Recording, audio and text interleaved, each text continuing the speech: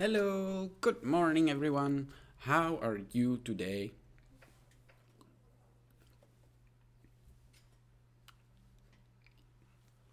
Excellent. I am happy. I am happy.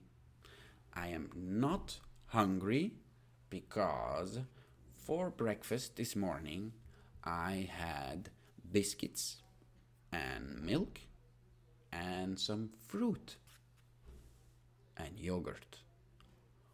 What did you eat for breakfast this morning?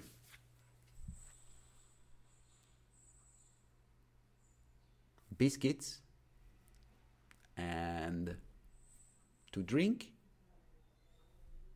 milk. Good job.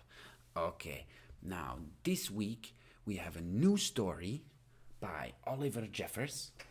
And remember to watch the story from before, the star, and how to catch the star, because I today will ask you some questions. Now, this week we have something else. We are practicing the verbs. So remember to look online and find the worksheet and connect the verbs to the pictures. Okay? Connect the picture to the verb and then color. Okay? Bye everyone. See you in the next video. Goodbye.